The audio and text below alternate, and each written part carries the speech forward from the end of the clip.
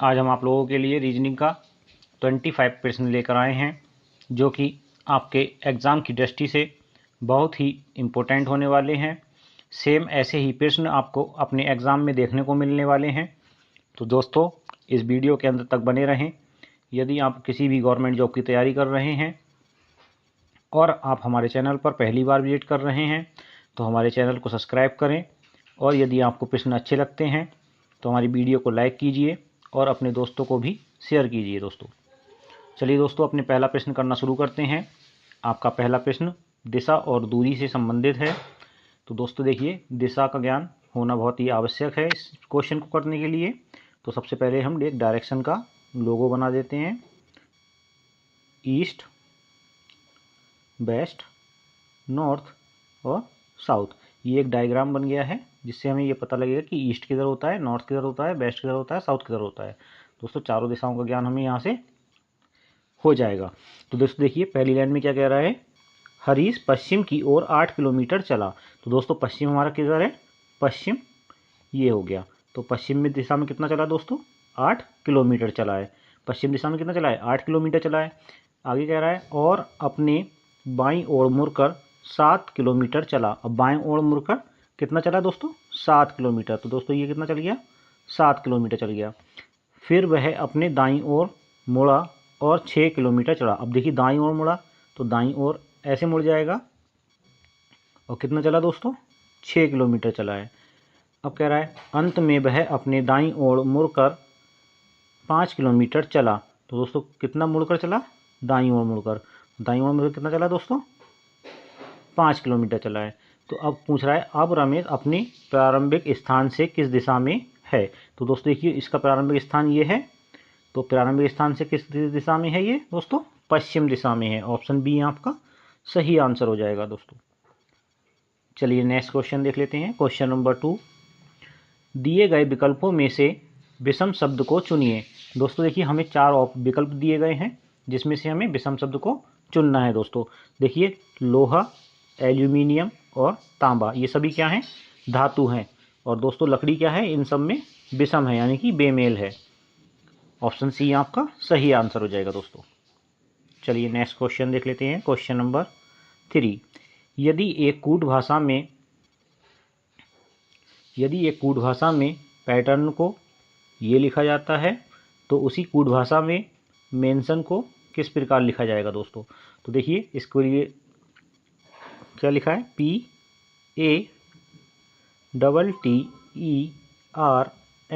देखिए, पैटर्न लिखा है ना। तो देखिए, इसको क्या किया है इन्होंने, NERTTAP लिखा है, यानी कि इसने पैटर्न को किस डायरेक्शन में लिख दिया है, उल्टी डायरेक्शन में लिख दिया। यानी कि पहले N लिख दिया है, फिर R, फिर E, फिर T, फिर T, फिर A और फिर P, यानी कि NERTTAP।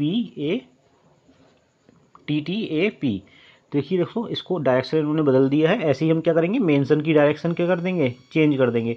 और मेंशन की डायरेक्शन चेंज करेंगे तो दोस्तों क्या आ जाएगा हमारा, सबसे पहले क्या आ जाएगा, NOITNEM, यानी कि NOI यही इसमें है और इसमें है NOITN, यानी कि ऑप्शन सी हमारा सही आंसर हो जाएगा दोस्तों। चलिए नेक्स्ट क्वेश्चन देख लेते हैं। Question number 4। क्वेश्चन नंबर 4 में कह रहा है दोस्तों, PQR और S 4 मित्र हैं, लंबाई में P Q से छोटा है। तो दोस्तों देखिए, क्या कह रहा है, P जो है वो Q से छोटा है, Q से छोटा है। तो यानी कि Q क्या हो गया, Q क्या हो गया दोस्तों, Q क्या हो गया, बड़ा हो गया, और P क्या हो गया, छोटा हो गया। तो P छोटा हो गया और Q बड़ा हो गया। देखिए ऐसे दिखा देंगे। फिर आगे कह रहा है, लेकिन R से लंबा है। तो R से क्या है, लंबा है। तो R से लंबा है तो R P के बाद बनेगा, तभी तो लंबा होगा। आगे देखिए, आगे कह रहा है, जो S से छोटा है, यानी कि जो किसके लिए यूज़ हो रहा है, जो S से छोटा है, जो S से छोटा है, यानी कि R की बात हो रही है, यानी कि R के लिए यूज़ हो रहा है। जो शब्द किसके लिए यूज़ हुआ है, R के लिए यूज़ हुआ है। तो R क्या है, S से छोटा है। तो इसको हम दूसरी समीकरण में बना लेंगे दोस्तों। ये हमारी पहली समीकरण हो गई, और दूसरी समीकरण क्या बन जाएगी, जो S से छोटा है। तो कौन छोटा है, R छोटा है। तो ये क्या हो गया भाई, सेकंड समीकरण हो गई। अब हमसे पूछ रहा है उन सभी में लंबाई में सबसे छोटा कौन है। तो दोस्तों सबसे छोटा दोस्तों कौन हो गया, सबसे छोटा कौन हो गया, आर सबसे छोटा हो गया दोस्तों। ऑप्शन सी आपका सही आंसर हो जाएगा दोस्तों। चलिए नेक्स्ट क्वेश्चन देख लेते हैं, क्वेश्चन नंबर 5। यदि किसी कूट भाषा में एडिशन को इस नंबर से लिखा जाता है तो उसी कूट भाषा में टाइड को किस प्रकार लिखा जाएगा दोस्तों। देखिए ऐसे क्वेश्चन में क्या कर देखते हैं, देखिए हमें एडिशन दिया है और उसके स्थान पे कुछ क्या दिए हैं, नंबर दिए हैं। इसको काउंट कर लेते हैं, 1 2, एडिशन में कितने लेटर हैं दोस्तों, 3 और 4 7 लेटर हैं। यहाँ भी देखिए 3 और 4 7 लेटर हैं। गणित में जो लिखे हुए लेटर हैं वो भी कितने हैं, 3 और 4 7 लेटर हैं। तो 7 ये हैं, 7 ये, यानी कि इन्होंने इसको ई को कितना दिया है, 3 नंबर दिया है, डी को 8 नंबर दिया है, आई को 9 नंबर दिया है, टी को 1 नंबर दिया है, आई को 9 नंबर दिया है। देखिए दोनों आई की जगह 9 ही 9 नंबर है, तो यानी कि यही नंबर हमें इसमें लगा देना है। यानी कि टाइड लिखेंगे तो टाइड के नीचे हमें यही नंबर लिख देना है। यानी कि देखिए टी की जगह हमें कितना, टी की जगह टी के प्लेस पे इन्होंने कितना नंबर दिया है, 1 दिया है दोस्तों। और आई की जगह कितना दिया है, 9 दिया है। डी की जगह कितना दिया है दोस्तों, 8 दिया है। और ई की जगह कितना दिया है, 3 दिया है। ई की प्लेस पे कितना नंबर दिया है, 3 दिया है। तो हमारा नंबर कितना बन गया, 1 9 8 3, 1 9 8 3 दोस्तों कौन सा है, ऑप्शन बी आपका सही आंसर हो जाएगा दोस्तों। चलिए नेक्स्ट क्वेश्चन देख लेते हैं, क्वेश्चन नंबर 6। नीचे दिए गए विकल्पों में से विषम संख्या को चुनिए। देखिए दोस्तों हमें 4 ऑप्शन दिए गए हैं, उसमें से हमें विषम संख्या को चुनना है दोस्तों। देखिए 35 एक कैसी संख्या है, विषम संख्या है। 13 कैसी है, एक विषम संख्या है। 21 कैसी है, एक विषम संख्या है। जबकि 42 क्या है, एक सम संख्या है। यानी कि यही क्या है, एक हमारी इन सभी में विषम हो गई कौन सी, 42 संख्या। यानी कि 42 नंबर जो है वो इन सब में कैसा है, विषम है। क्योंकि बाकी सारे ये तीनों लेटर कैसे हैं, विषम हैं, और ये कैसे हैं, सम संख्या। यानी कि ये तीनों से भिन्न हो गई, तो यानी कि यही हमारा आंसर हो जाएगा दोस्तों। ऑप्शन डी आपका सही आंसर हो जाएगा। चलिए नेक्स्ट क्वेश्चन देख लेते हैं, क्वेश्चन नंबर 7। एक शहर में जनसंख्या हर 7 वर्ष में दुगनी हो जाती है। यदि 2009 में जनसंख्या 12,483 थी तो किस वर्ष तक जनसंख्या 49,932 की वृद्धि की हो जाएगी। तो देखिए दोस्तों 2009 में हमारी जनसंख्या कितनी थी, देखिए 2009 में कितनी जनसंख्या थी दोस्तों, 12,483 थी। देखिए 2009 में जनसंख्या कितनी थी, 12,483 थी। अब हमसे कह रहा है हर 7 वर्ष में क्या हो जाती है, उसकी संख्या दोगुनी हो जाती है। तो अगर हम इसमें 7 ऐड कर दें तो दोस्तों कितना हो जाएगा, वर्ष हो जाएगा 2016। तो 2016 जब वर्ष 7 वर्ष में दोगुनी हो जाएगी, तो यानी कि इसमें क्या कर देंगे, 2 से मल्टीप्लाई कर देंगे दोस्तों। 12,483 मल्टीप्लाई 2 दोस्तों कितना हो जाएगा, 2 3 6, 2 8 16, ये 6 हासिल लगा 1, 2 चौक 8 और 1 9, और 2 दूनी 4 और 2 का 2, यानी कि 24,966। यानी कि 2016 में ये जनसंख्या कितनी हो जाएगी, 24,966 हो जाएगी दोस्तों। अब हमसे कह रहा है फिर से 7 वर्ष इसमें ऐड कर देंगे दोस्तों, फिर से 7 ऐड करेंगे इसमें, तो कितनी हो जाएगी, 2023 आ जाएगी। और 2023 में जनसंख्या फिर से कितनी हो जाएगी, दुगनी हो जाएगी। किसकी दुगनी हो जाएगी, 24,966 की दुगनी। तो 2 से गुणा कर देंगे दोस्तों, कितना आ जाएगा, 6 दूनी 12 के 2 हासिल लगा 1, 6 दूनी 12 और 1 13 हासिल लगा 1, 2 दूनी 18 और 1 19 के 9 हासिल लगा 1, 2 चौक 8 और 1 9, 2 चौक 2 दूनी 4, यानी कि 49,932। तो 49,932 जनसंख्या दोस्तों कब हो जाएगी हमारी, 2023 में हो जाएगी। यानी कि ऑप्शन बी आपका सही आंसर हो जाएगा दोस्तों। चलिए नेक्स्ट क्वेश्चन देख लेते हैं, क्वेश्चन नंबर 8। नीचे दिए गए विकल्पों में से विषम अक्षर को चुनिए। देखिए दोस्तों हमें 4 विकल्प दिए गए हैं, इसमें से हमें विषम अक्षर को बताना है दोस्तों। तो विषम अक्षर दोस्तों कैसे याद करते हैं, हमें जो भी हमें ऑप्शन में दिए गए जो अक्षर हैं उनको क्या करेंगे, उनके बीच का डिफरेंस हम ज्ञात कर लेंगे दोस्तों। यानी कि डिफरेंस का हम पता लगा लेंगे। तो हमें इससे पता लग जाएगा कि कौन सा हमारा विषम है। देखिए दोस्तों, इसको अलग अलग लिख लेते हैं। देखिए सबसे पहले लिख लेते हैं KJML। देखिए K और J के बीच में कितने का अंतर है दोस्तों? -1 का अंतर है। और J से M के बीच में दोस्तों कितने का अंतर है? JKLM +3 का अंतर है। +3 के बाद क्या आ जाएगा? M आ जाएगा। और L में दोस्तों कितने का अंतर है? -1 का अंतर है। यानी कि K से J तक जाएंगे तो एक माइनस होगा, J से M तक जाएंगे तो +3 होगा, और M से L तक जाएंगे तो -1 होगा। ऐसे ही दोस्तों इसको लिख लेते हैं GFIH।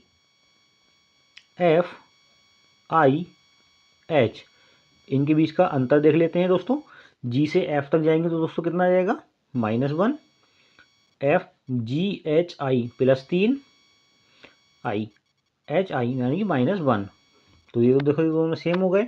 आगे देख लेते हैं तीसरा नंबर TSBU। तो देखिए दोस्तों, T से इस तक जाएंगे तो -1,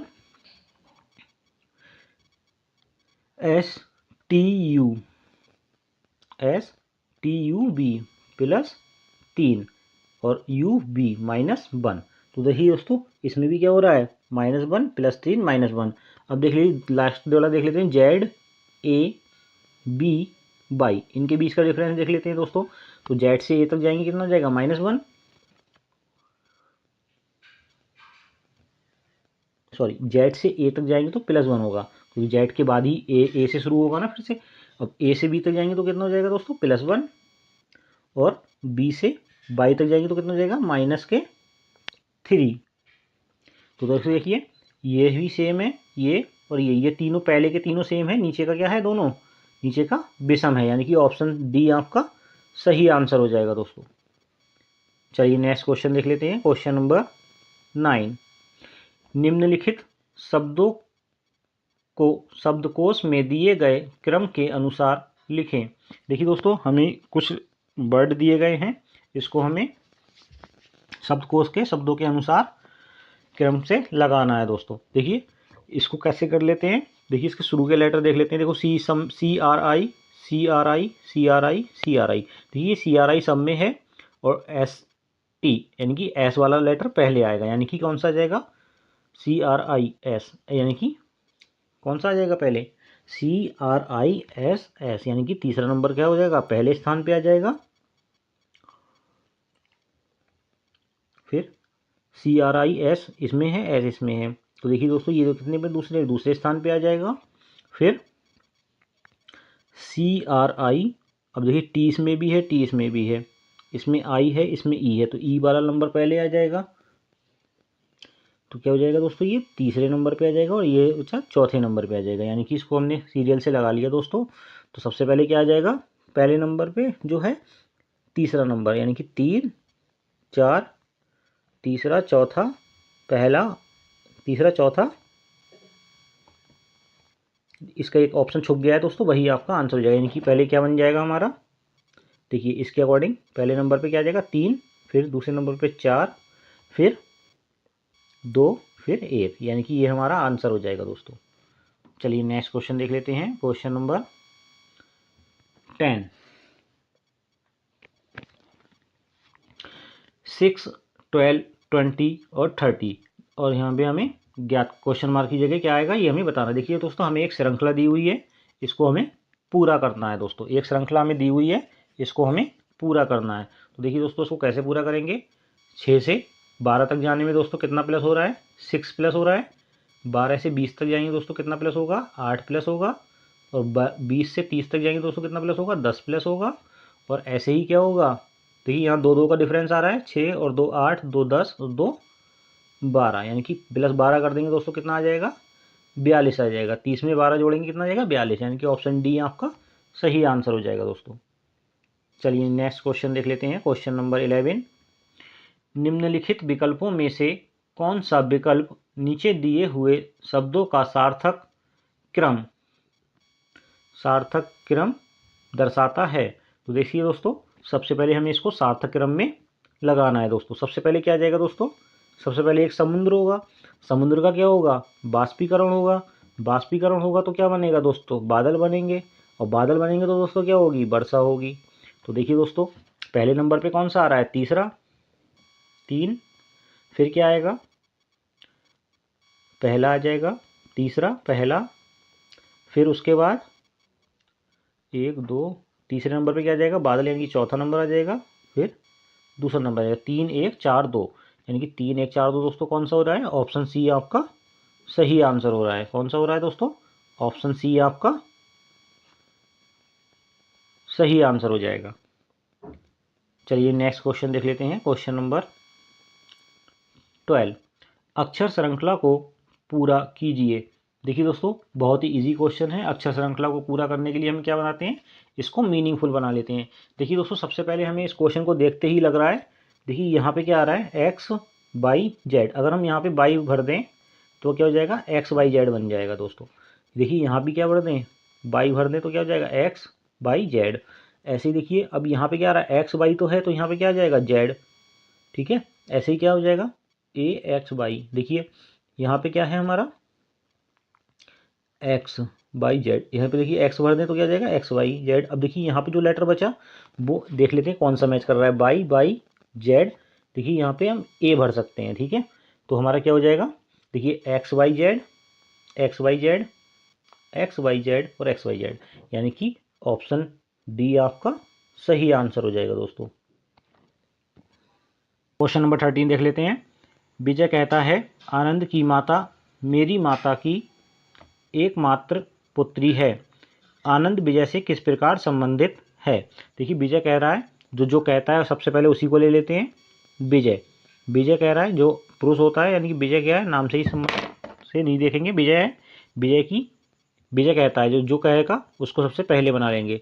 फिर देखेंगे मेरी, इस क्वेश्चन में मेरी कहाँ है, तो क्या कह रहा है, मेरी माता की, तो लिखेंगे विजय की माता, यानी कि माता को सर्कल से दिखा देंगे, विजय की माता की एकमात्र पुत्री है। तो इनकी माता की, इसकी, इनकी माता ये है और इनकी पुत्री होगी, तो ये विजय की कौन होगी, बहन होगी। तो यहाँ पे क्या होगी, बहन होगी। इनकी पुत्री क्या होगी, विजय की बहन हो गई, इनकी एकमात्र पुत्री है। और किसकी माता है वो आनंद की माता हैं दोस्तों। तो आनंद की क्या है, माता है। तो आनंद की माता विजय की जो माँ है वो उनकी एकमात्र पुत्री है, किसकी, आनंद की माता। तो आनंद की माता ये हो गई, और विजय की एकमात्र पुत्री, मतलब विजय की जो माँ है उनकी एकमात्र पुत्री कौन है, विजय की बहन हो गई।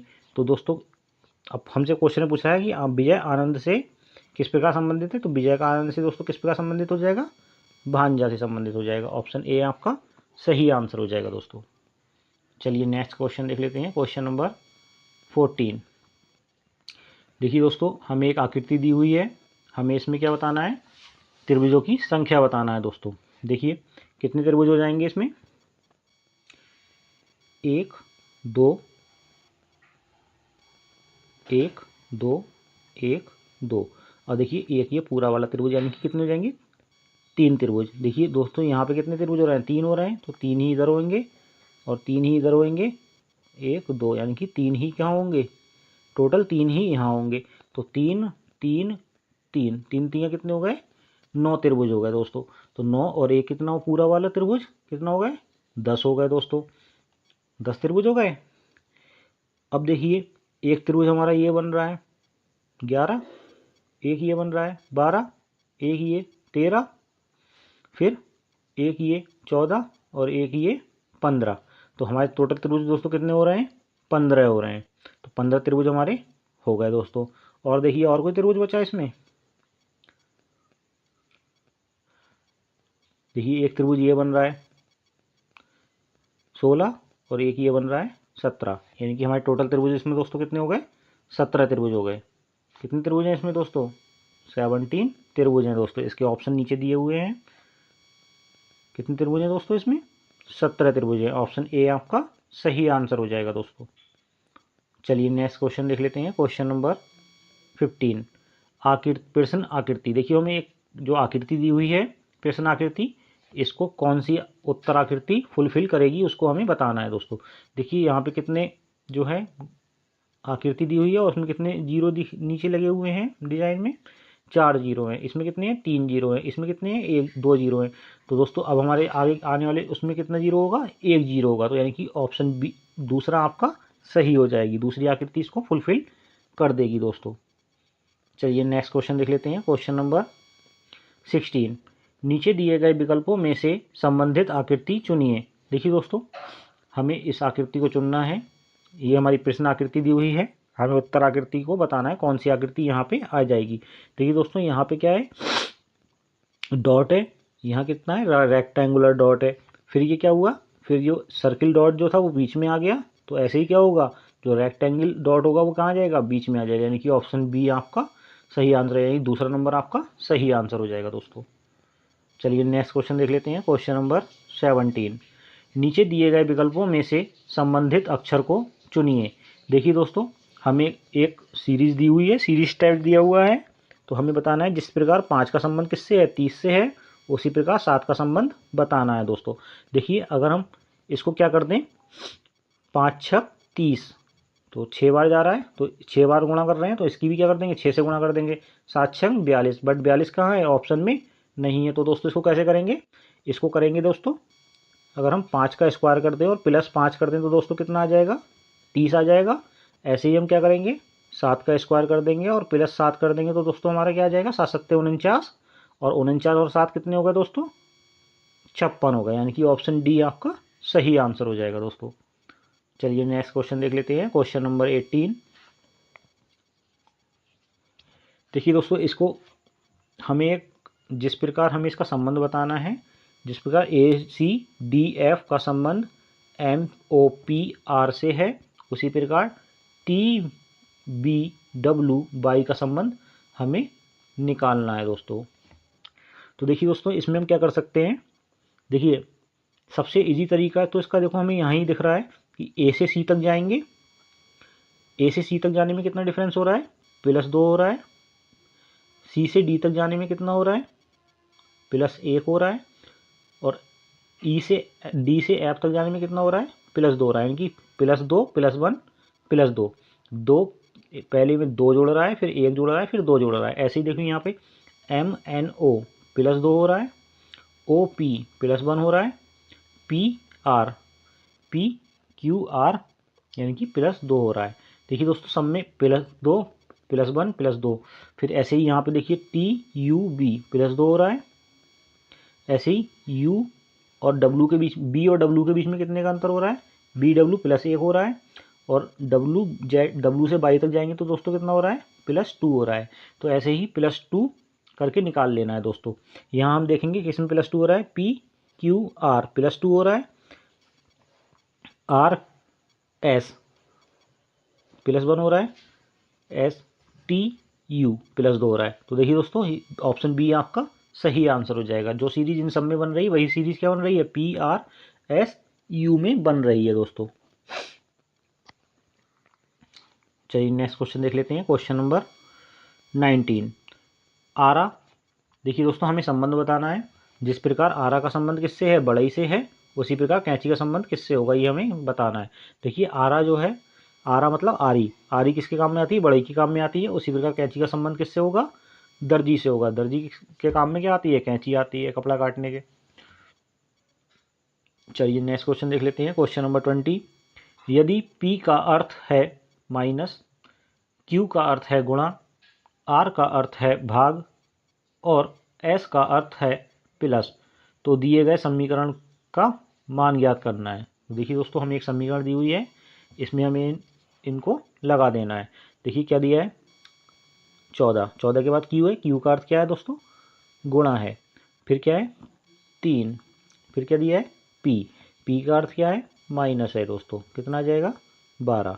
फिर S का अर्थ कितना है दोस्तों, प्लस है, कितना आ जाएगा 4। फिर R का अर्थ दोस्तों क्या दिया है, हमें भाग दिया है। R का अर्थ क्या है, भाग है, तो R का अर्थ भाग दिया है, तो यानी कि 2 आ जाएगा दोस्तों। सारे लेटर आ गए, देखिए 14 आ गया, 3 आ गया, 12 आ गया, 4 आ गया और 2 आ गया। ठीक है सारे लेटर आ गए।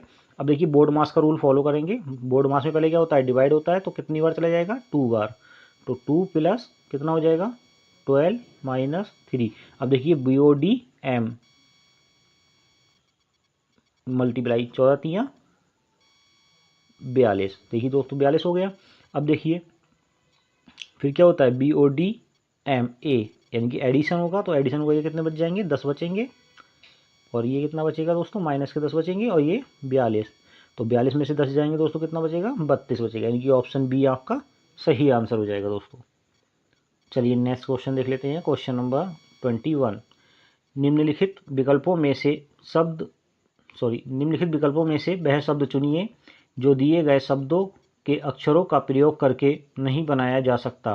देखिए दोस्तों हमें एक शब्द दिया है आर्किटेक्चर, इसमें इन अक्षरों का प्रयोग करके कौन सा शब्द नहीं बनाया जा सकता। देखिए TACT, देखिए TACT बन सकता है, CHAT, ये CHAT, ये भी लेटर इसमें है, TORCH, T, देखिए इसमें और कहीं पे भी नहीं आया, इस आर्किटेक्चर में ओ नहीं आता है, यानी कि टॉर्च को हम इसका प्रयोग करके नहीं बनाया जा सकता, यानी कि ऑप्शन सी आपका सही आंसर हो जाएगा दोस्तों। चलिए नेक्स्ट क्वेश्चन देख लेते हैं, क्वेश्चन नंबर 22। सुहाना ने पूर्व की ओर 15 किलोमीटर की यात्रा की। देखिए दोस्तों पूर्व की ओर कितनी यात्रा की है उसने 15 किलोमीटर, तो देखिए पूर्व की ओर बना देंगे कितना 15 किलोमीटर, कितनी यात्रा की है 15 किलोमीटर की यात्रा की है। फिर उत्तर की ओर घूमकर 15 किलोमीटर, फिर उत्तर की ओर घूम गई दोस्तों, कितनी यात्रा की 15 किलोमीटर की यात्रा की, और फिर पश्चिम की ओर घूमकर फिर पश्चिम की ओर घूम गई, कितनी यात्रा की 15 किलोमीटर की यात्रा की। वह प्रारंभिक स्थान से कितनी दूरी पर है, तो देखिए दोस्तों यहाँ से जितनी दूरी ये है उतनी ही दूरी ये हो जाएगी हमारी, तो कितनी हो जाएगी दोस्तों 15 किलोमीटर, ऑप्शन ए आपका सही आंसर हो जाएगा दोस्तों। चलिए नेक्स्ट क्वेश्चन देख लेते हैं, क्वेश्चन नंबर 23। निम्नलिखित में से कौन सी उत्तर आकृति प्रश्न आकृति के पैटर्न को पूरा करेगी। देखिए दोस्तों हमें एक प्रश्न आकृति दी हुई है, इस आकृति को ध्यान से देखिए, फिर हमें इससे उत्तर आकृति को बताना है दोस्तों। देखिए उत्तर आकृति देख लेते हैं। देखिए ये हमारी क्लॉकवाइज घूम रहा है, जो भी हमारा आकृति दी हुई है वो क्लॉकवाइज घूम रही है, तो इसी के तहत ये क्लॉकवाइज घूमेगी, तो ऑप्शन डी आपका सही आंसर हो जाएगा दोस्तों। कौन सा आंसर हो जाएगा, ऑप्शन डी आपका सही आंसर हो जाएगा। चलिए नेक्स्ट क्वेश्चन देख लेते हैं, क्वेश्चन नंबर 24। उस उत्तर आकृति को चुनिए जिसमें प्रश्न आकृति निहित है। देखिए दोस्तों हमें प्रश्न आकृति दी हुई है, हमें इसको देखना है, और उत्तर आकृति में ये किस में कौन सी उत्तर आकृति है जिसमें ये हमें फुलफिल हो रही है, उसको हमें आंसर में बताना है दोस्तों। चलिए दोस्तों देख लेते हैं उत्तर आकृति क्या है। देखिए ये आकृति हमें किस में बन रही है, ये आकृति हमारी सेकंड ऑप्शन में बन रही है। कहाँ बन रही है, देखिए ये बन रही है दोस्तों, तो ऑप्शन बी आपका सही आंसर हो जाएगा, दूसरा नंबर आपका सही हो जाएगा दोस्तों। चलिए नेक्स्ट क्वेश्चन देख लेते हैं, क्वेश्चन नंबर 25। कौन सी आकृति प्रश्न आकृति का सही प्रतिबिंब होगी जबकि दर्पण MN रेखा पर रखा है। तो देखिए दोस्तों ये दर्पण है एक, ये MN रेखा पर ये रखी हुई आकृति है, तो इस आकृति को देखेंगे, जब इसको दर्पण में देखेंगे तो क्या हो जाएगा, ये पार्ट पहले देखिए, जो हमारा ये पार्ट है, ये पार्ट जब हम दर्पण में रखेंगे तो ये पार्ट कैसा बन जाएगा, ऐसे बन जाएगा। कैसे बन जाएगा दोस्तों, ऐसे बन जाएगा। तो जो लकीर वाला पार्ट है वो यहाँ आ जाएगा, और जो डार्क वाला पार्ट है वो इस साइड चला जाएगा, ठीक है। तो जो इसमें राइट दिख रहा है हमें वो क्या हो जाएगा, लेफ़्ट हो जाएगा। जो लेफ़्ट में है वो देखिए ये हमारा कौन सा पार्ट है, अभी हमारा राइट का पार्ट है, और ये लेफ़्ट का पार्ट है, तो ये यहाँ क्या हो जाएगा, ये लेफ़्ट बन जाएगा और ये राइट बन जाएगा दोस्तों।